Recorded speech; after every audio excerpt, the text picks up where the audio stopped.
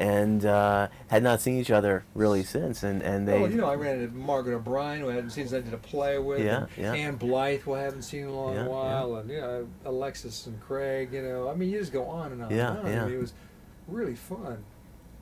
Well, great. I love this new picture. I think it's Armin's best picture. I really do. He's only done 2, hasn't he? Or has he done more? He's done 2 theatricals and 2 that went to video. Okay. And he has one that's hasn't been released yet called Double Revenge, which is a western.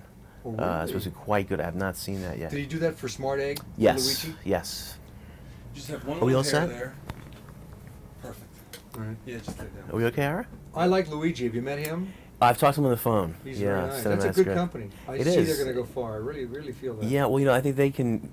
They don't have to. I don't think go to. They have a good arrangement with the bank. I think in Europe, so Movie it's Overture. the usual I have a vagaries of project production now we're financing. just trying to acquire that I'm so excited about, and it would be something they could just kick the hell out. Yeah, yeah. The material was just sent to me, and I couldn't put it down. It's really. Great. This is going to be fun. Okay. Cameron's Closet is a new picture from SBS Films, and to have your in the picture is Owen Lansing. And it's a terrific thriller, kind of in the kind of horror vein. I was wondering what attracted you to the material. Well, number one, I like the script. When I read the script, I then met Luigi, the producer, and Armand, the director. Oh, I'm sorry. One second. Let me That just did it check for the me. mic. I mean, I like what they had to say about it. Excuse me, we were just one. Oh, okay. Okay. This will be take 2. He's from New York, isn't he? Armand lives in Staten Island. And Chris Cross's works. He's actually done most of his pictures in L.A. Okay. Well, But try it he again.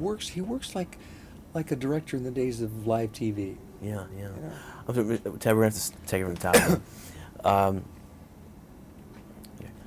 Cameron's Closet is a new horror thriller from SVS Films, and Tab Hunter, you're in the film as Owen Lansing. It's a terrific horror thriller. I was wondering what attracted you to the material in the first place. Well, my agent sent me out to meet with the producer and director, and number one, I really enjoyed meeting them. Then they gave me the script to read, and I thought, oh, I think they're putting together a nice family unit here. I'd like to be a part of it. And I was very pleased when they called me and asked me to play this role. Now, there's an interesting the scene in the closet. It seemed to be very physically and emotionally challenging kind of a part. It's a man that really is poisoning his son's mind and taking this pure innocent mind and just is creating a monster. And he's guilty of, treading in areas that he shouldn't be. And I loved what it had to offer. I thought it would be great fun to play because you get very involved with this, but also you can have a good time with it. You can relish it. Those are delicious little roles. Moments that are really nice to savor. Armand Mastroianni, the director, that's a big step up for him from some of the low budget things he's been doing. Does he run a very relaxed set? Armand knows what he wants. He's wonderful with actors. Most of your directors are traffic cops. Armand knows, and he plants wonderful seeds with the actor, and then allows you to cultivate them, and then will take you in the direction that he wants you. I like that. He works a lot like my favorite director, who is Sidney Lumet. And of course, I'm crazy about Sidney's work. You did a picture of him, That Kind of Woman. Yes. He's my number one favorite. He and Luchino Visconti are the two. What are those kind of qualities that you'd like to find in a director that maybe an actor's director, someone who's more sensitive to the actor's needs? Sensitive to the actor's needs is major, and also giving you that confidence. I think somebody must be very secure, and they give you a security. It's really nice.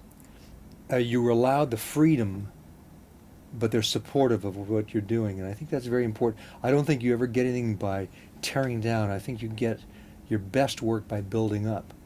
And a good director to me is one who builds that character through you, and so you can work together. I like that. On a picture like Cameron's Closet, I'm sorry. I was just going to say, you don't always get that.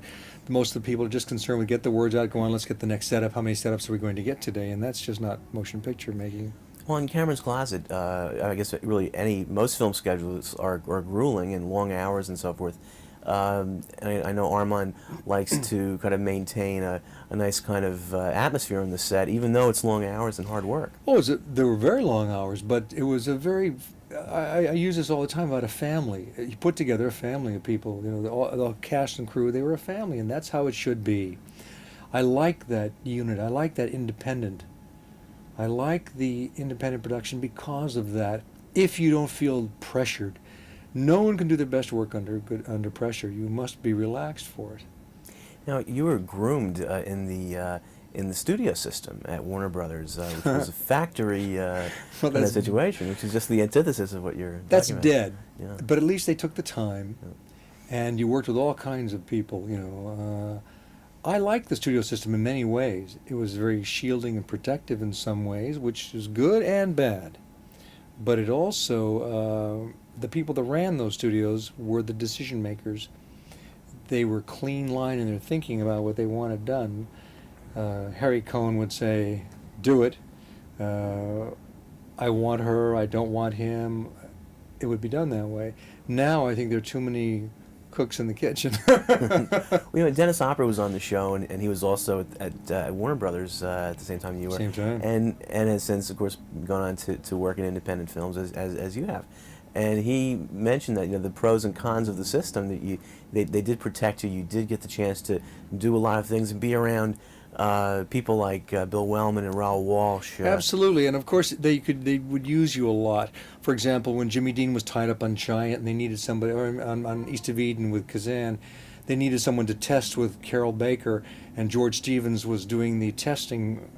They needed somebody to test with Carol Baker. I thought, my gosh, here's a great opportunity. I can work with a terrific director.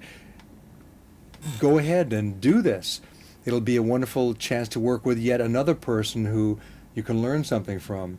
In those days, there were people like Natalie Wood at the studio, Paul Newman, of course Dennis, Mike Landon, people like that.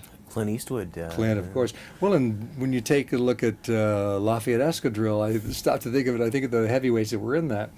There was, you know, Clint, David Jansen, James Garner, Tom Laughlin, just Will go on from Hutchins. there. Will Hutchins. Dennis Devine. Jody and- McRae, yeah. Bill Wellman Jr., and so forth. Now, Tab, you were born in New York and raised in San Francisco. Yeah, San Francisco and Long Beach, California. Were you, as a kid, a real moviegoer? Yes, I movie was. lover? What kind of pictures do you remember? Recall as some of your favorites? Well, I loved the action adventure. They were my favorite.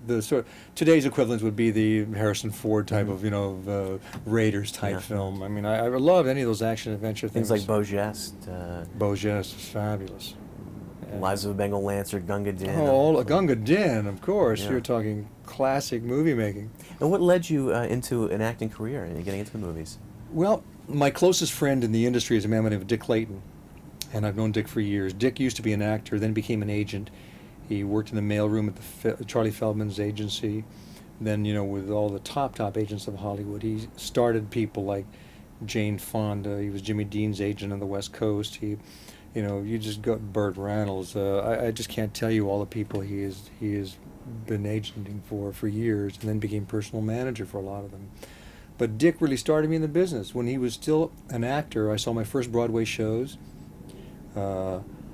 I then went, he introduced me to, there was a man by the name of Paul Guilfoyle, who was a wonderful character Yes. actor. Paul introduced me to a director, and that's how I did a couple tests, and that's how I got the picture Island of Desire with Linda Darnell. Now, is that picture also known as Saturday's Children? Saturday Island in England. Uh-huh.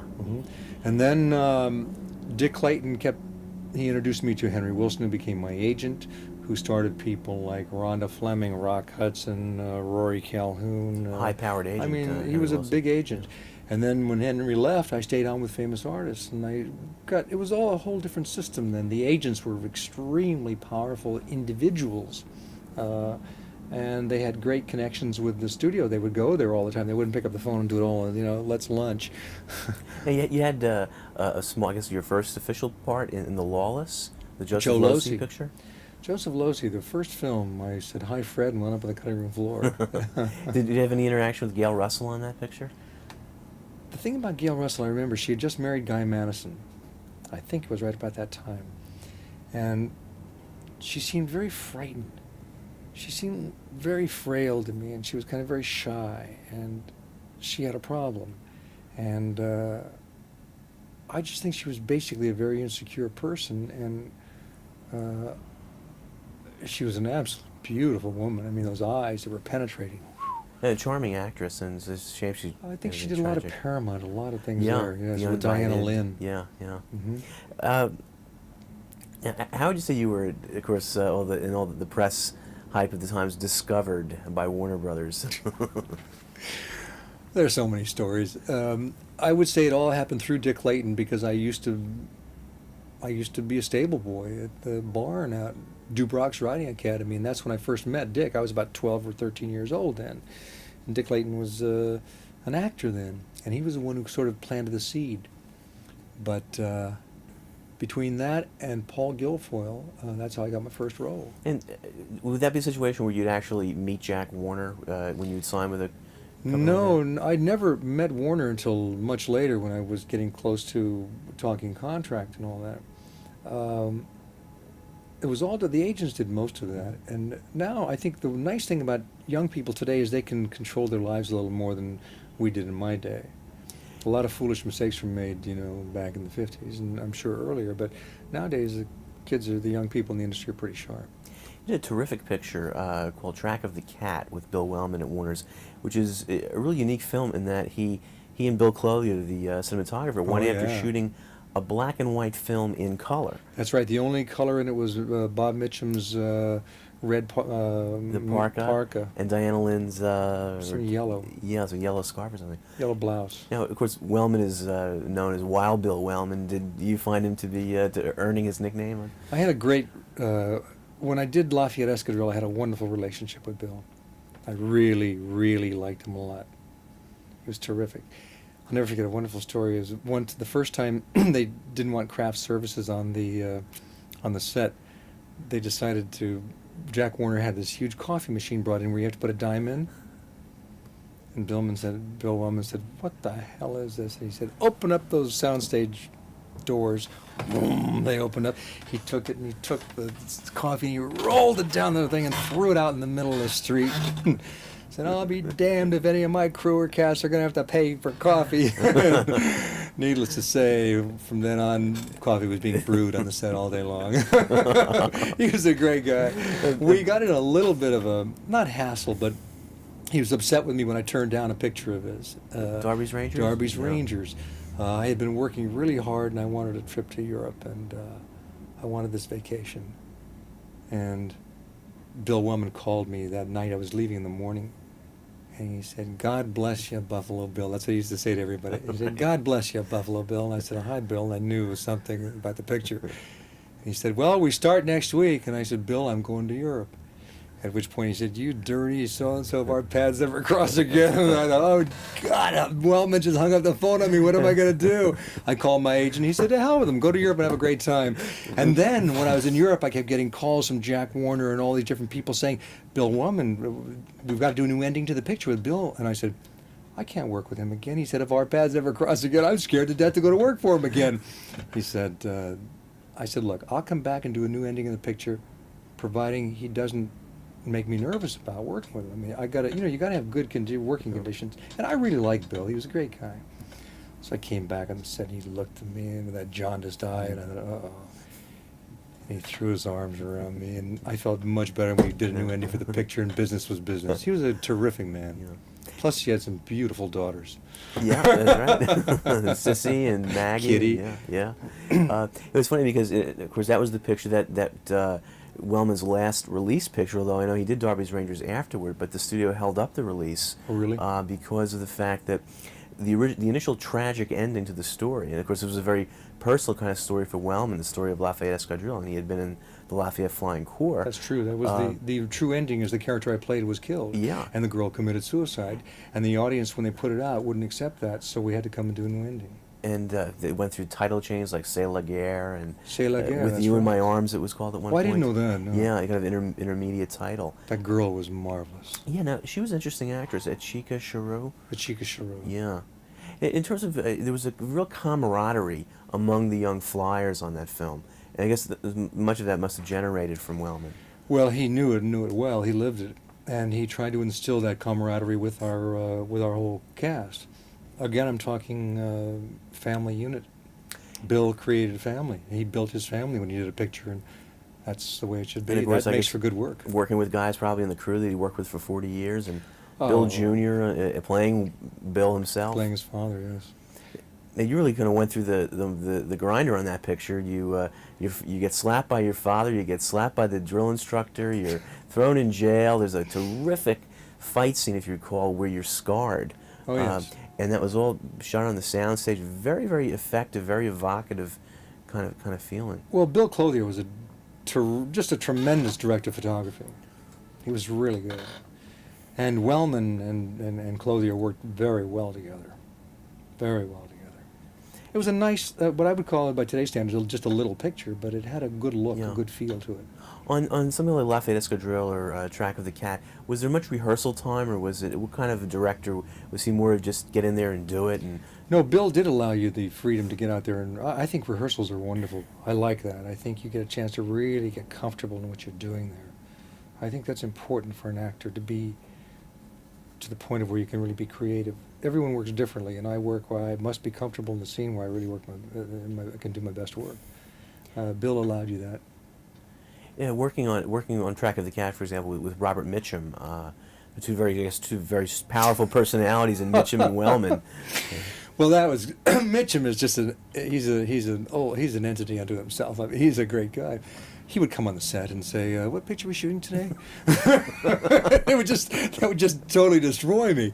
You know, I just wasn't used to that. I loved him. He was great because he's so easy. I mean, he really is a lovely man. And Beulah Bondi was also in that picture. Yeah, A Beulah wonderful was- actress. And I got to know Beulah quite well after that, and I used to go up and visit her at her home. on Whitley Yes, Terrace. on out Whitley there? Terrace, Yeah, yeah. absolutely. She told me that one of her first scenes working with Wellman in that picture, he was using some objectionable language, and she finally went over and said, "Mr. Wellman, I can't work if you're going to be using these kinds of words." And Wellman apologized and changed his demeanor. Oh yeah, Wellman was he was a very flexible person in many ways too. I mean, as a director, he was very tough and knew what he wanted, but he was that old salt school, you know. And Beulah was a marvelous lady, and I think you have to work accordingly with the people that are around you. If some people like to work from a more gut level and more earthy level, you relate to that. And if somebody works on a more of a head level in a more genteel way, you relate to that if you're a director. You do whatever you can to get the best you possibly can out of them.